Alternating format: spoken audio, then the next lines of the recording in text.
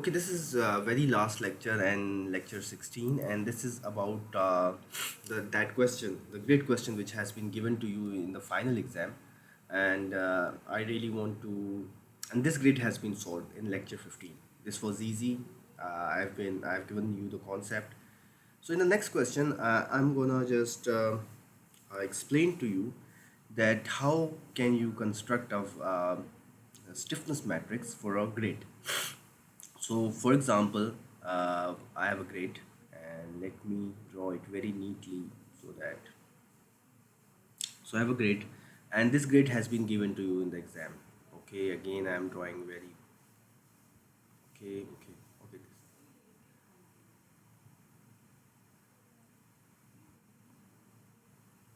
Okay, this grade was given to you, and in this grid we have a loading of a UDL loading on the central span. So let me represent this UDL loading as with a yellow pen, something like this. So this is the question, and the thing is, supports are capable of resisting torsion. GJ is given as 0.8 EI. So this is question number 4. First of all, in this question I have to find the Ki. So you should recall the formula for Ki of a grid, and that formula is 3J minus R. Now why 3? Because we have got 3 equations valid for a particular any grade, for any grade, that is sigma mx, sigma mz. So by analyzing the grid, you realize that we have got 1, 2, 3, 4 and 5 joints here, and number of support reactions. Okay, number of support reaction, only one, and only one here, and only one here. Because these supports are hinge support, so it cannot resist any moment. For example, there was a support like this. For example, if there is a support like this, which is a fixed support, then number of reaction would have been this, this, and this. So it's not the case here. We have got 4 hinges, so number of reactions are actually 4, and now 15 minus 4 gives us 11 degree. Thing is, 11 degree is the degree of freedom or kinematic indeterminacy of this structure. For example, we have a beam, and you know the Ki, it can resist this vertical reaction, right? But its Ki is 1, like this, one moment. Similarly, if we have a frame like this, and we have got this roller support, you are recalling the simple frames, the Ki is just 1 this. Here the Ki is 1 moment, and it is a roller, so it cannot resist horizontal load or horizontal reaction. Therefore, it's the support Ki is 2 and 1, and here 3, then 3, because any joint cannot resist vertical moment and horizontal. Okay, now I have to mention this Ki on the structure. Now this is my beam, grade. Now Ki comes out to be 11 degrees. It means it cannot resist moment. It can resist vertical load. And what moments it cannot resist? This and this. There are only 2 possible moments.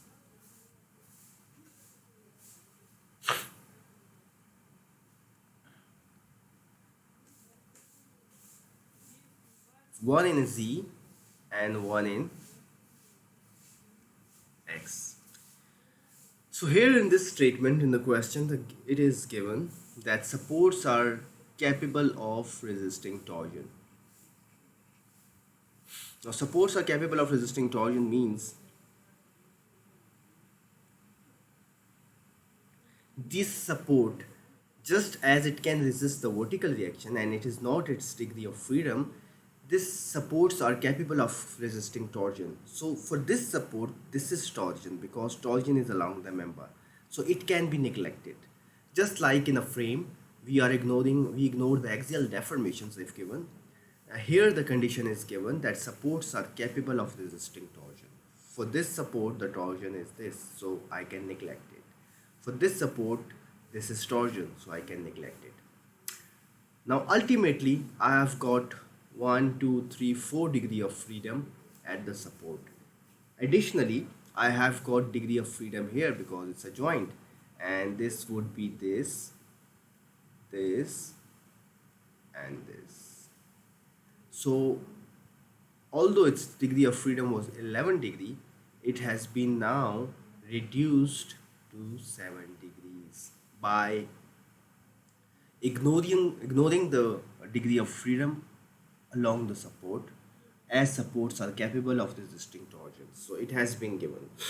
Why there's 3 degree of freedom here? Because for example, if you have a free end in a beam, then we have got 2 degree of freedom here, one vertical and one moment, because there are 2 equations valid, sigma Fy and sigma Mz. For a frame like this, for any joint, you have got 3 degree of freedom, sigma, because 3 equations are valid, sigma Fy, sigma Mz, and sigma Fx. Here I have sigma Mx, sigma Mz, and sigma Fy. So I'll be solving like this. So you can number the degree of freedom like this. So you'll be numbering the degree of freedom like this. So your reactions would be like degree of freedom can be represented, and from here on you will be solving this. So this would be my D1. So you can solve it. This is your D2. This is your D3. Degree of freedom as supports are capable of resisting torsion. This is D4, D5, and we have D6, and I have D7. Now ultimately you have to apply one by one, D1, D2, D3, D4. So I can show you the response of structure when I apply D1 and D5 or D6. I mean, I don't want to solve it, but I really want to give you an idea about it, that how to develop a stiffness matrix something. From the previous lecture 15, you must have learned that you have to devise the D matrix. So here we have D up to 7. Then you have AD because you have got no loading on the structure corresponding to that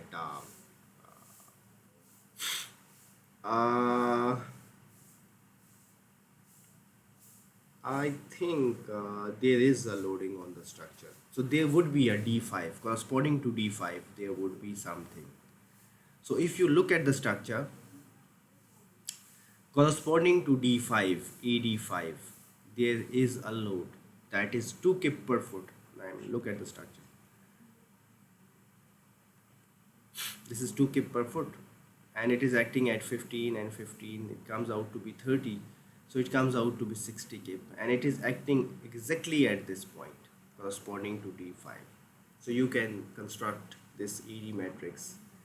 Then you have ADL matrix, and ADL matrix is very similar and very easy to previous lectures. I mean, you should make all ends fixed and find the fixed end moment, and this should be fixed as well.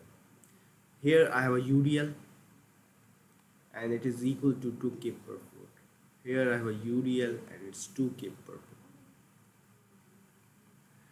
Now this should be anti-clockwise, this should be clockwise. This should be anti-clockwise, and this should be clockwise. Magnitude should be equal to WL square by 12. And same. This would be same as this, same as this, and same as this. So you are gonna construct ADL matrix. and we have constructed the EDL matrix in lecture 15.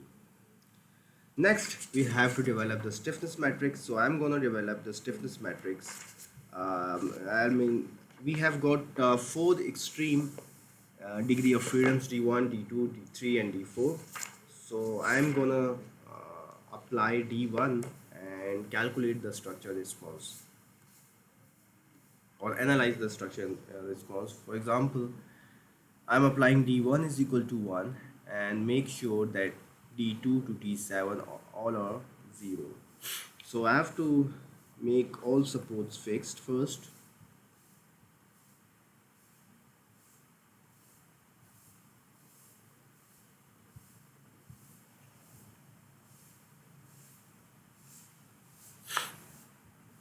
So I have to apply D1. D1 is in this direction, like it is just like this. So if you are applying a D1, then this should be 4EI by L. And you know, this is 15 feet.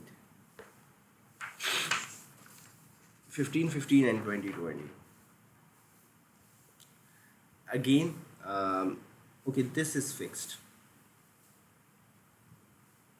Okay, this would be 4 by L, 4 by 15, and it comes out to be 0.2667. And it comes out to be 0.133. You can apply these reaction like this, and the magnitude of this would be equal to 6 EI divided by L square. So it's easy, you can apply that, and it comes out to be 0.0267, and this is 0.0267. Then I can you should know that you have to construct the elements of the stiffness matrix. So in total I'll get 7 values, or the first column of stiffness matrix. S11 corresponding to this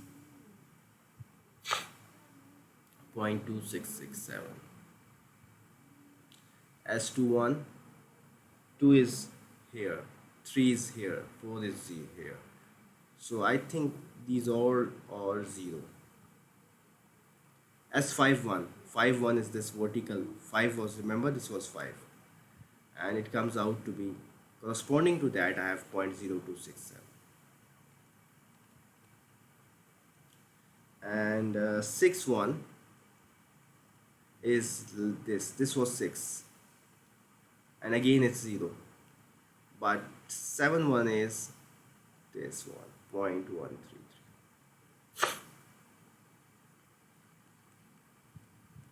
So it is easily constructed.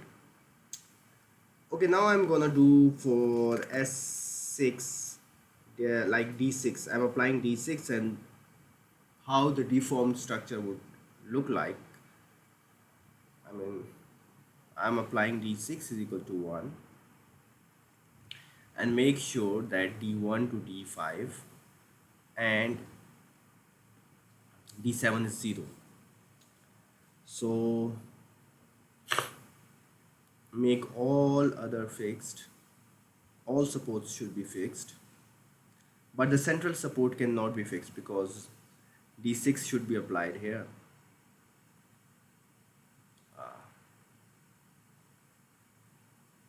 Okay, this is the pen. Okay, D6.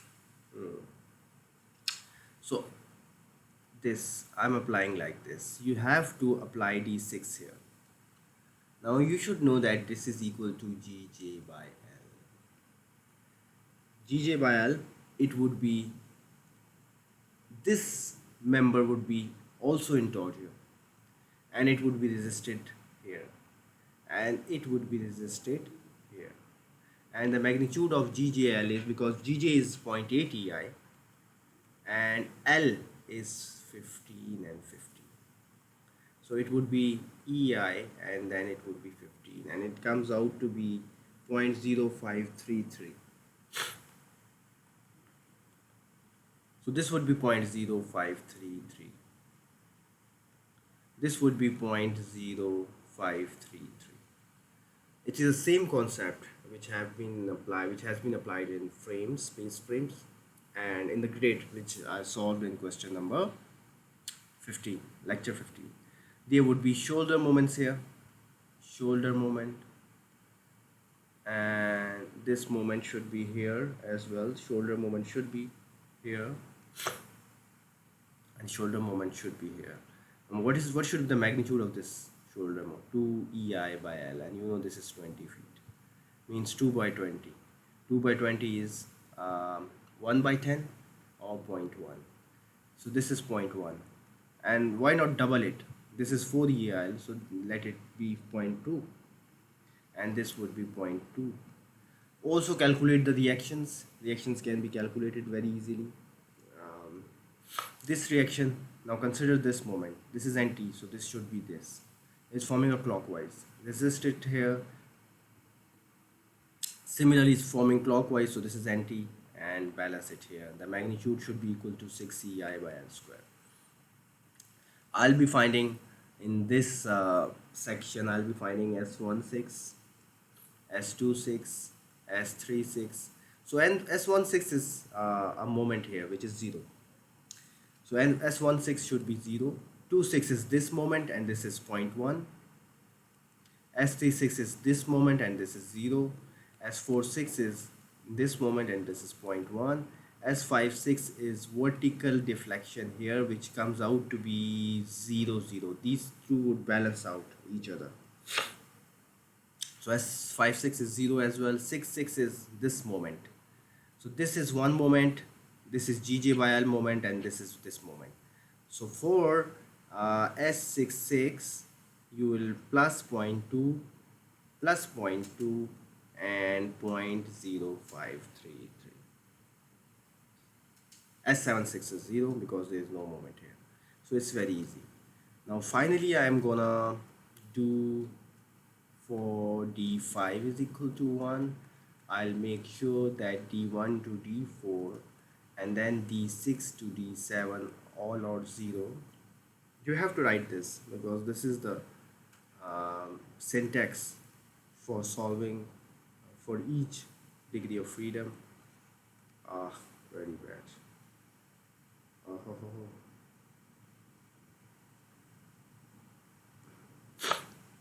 So D5 is equal to 1, and I make sure that D1 to D4 and D6, D7 or 0.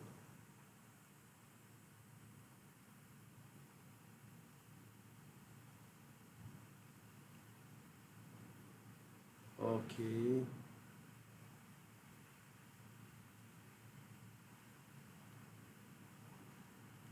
So when I am giving a translation here, so it would be because if there was a member here like this, then if I was giving a translation here, then there would have been EA by L, as in the case of space frame, but here there is no column, so there would be no EA by L.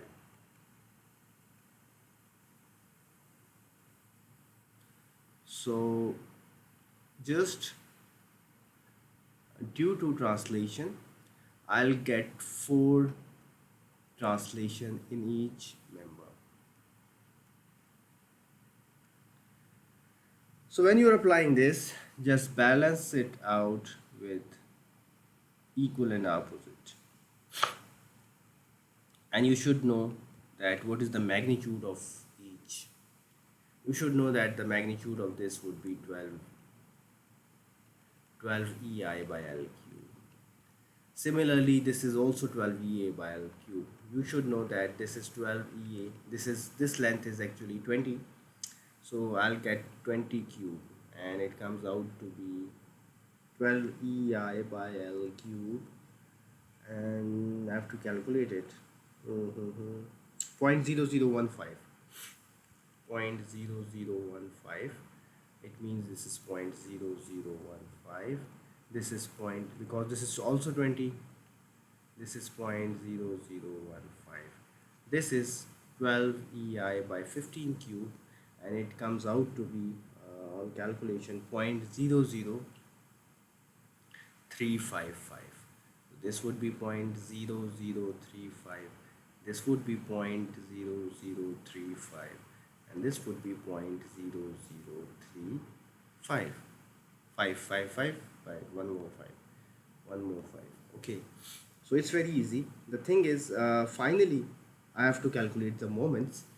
I'm interested in these moments because d1 lies here, d2 lies here, d3 lies here, d4 lies here, d6 also lies here, but I have to calculate the moments here as well if it comes out to be, but that would be balanced out.